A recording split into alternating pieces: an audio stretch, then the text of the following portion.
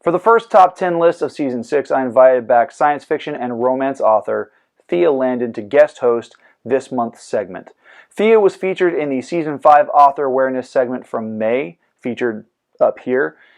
She was also the winner of the Best Author Awareness Interviewee during the first annual Writies Awards at the end of July. Hope her book recommendations are titles that you might be interested in. Hi everyone, Thea Landen here to present you with a top 10 book list. Now, I know what you're thinking. You probably think I'm going to tell you all about my favorite romances, spicy or otherwise.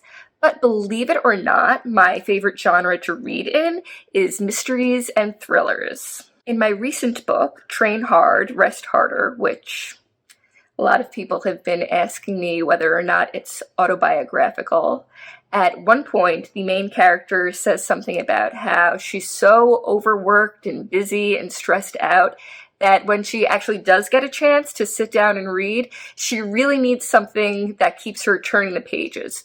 So, in that respect, I guess I did draw upon my own life experiences. So, here is my list of 10 recent-ish mysteries or thrillers. And I'm going to say recent-ish, otherwise this whole thing would be nothing but Agatha Christie books.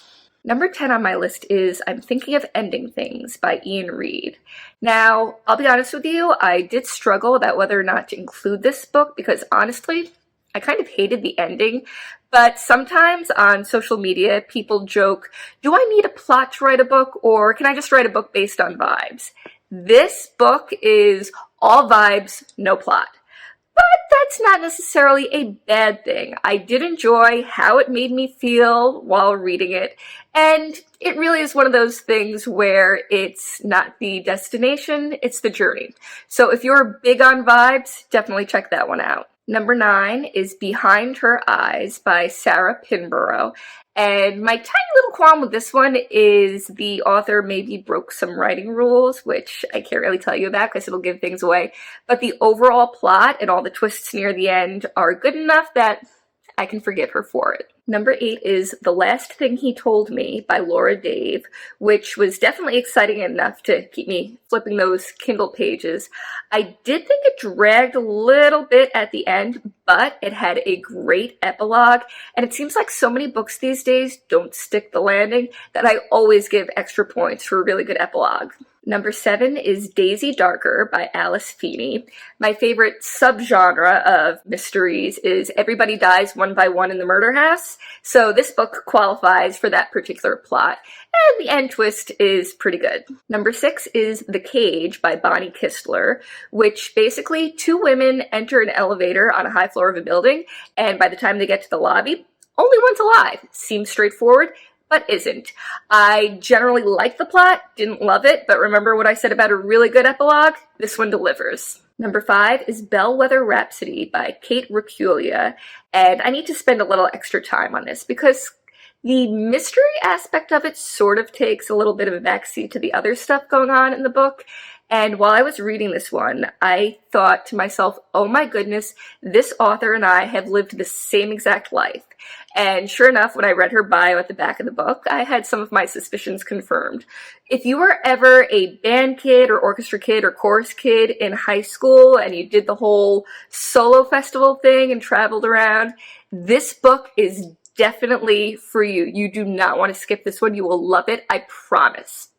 And the mystery part's pretty good too. Number 4 is Gone Girl by Gillian Flynn, and this is one of those rare books that actually lived up to the hype for me. I could not put it down for a single second.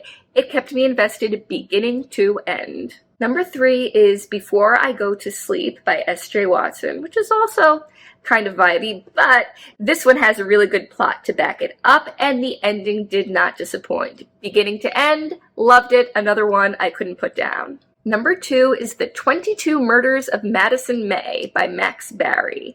And for this one, I really loved how the author sets up the framework for the book, and you sort of know what's going to happen in each section, but you don't know exactly how it's going to happen. So you're waiting, and then it happens, you're like, oh my goodness! And it's great, and then you get to do it all over again in the next part. So this one was so much fun. I read it this past summer and loved it. Definitely recommend. And now, number 1, one of my favorite books of all time, the one that I recommend to everyone I meet, The 7.5 Deaths of Evelyn Hardcastle by Stuart Turton. Now, this book was sort of pitched to me by friends as And Then There Were None meets Groundhog Day, which, okay, great, I love both of those things. And the whole book is just completely brilliant. It is such a good mystery told in a completely unique way, and the best part is every single little end is tied up in a tiny little bow. It is really, I can't say enough about what an amazing book it is. If you haven't read it yet, go out and get a copy right now. So there's my top 10 list of favorite recent-ish mysteries and thrillers. If you have any recommendations for me based on anything I just listed, please, please, please send them along.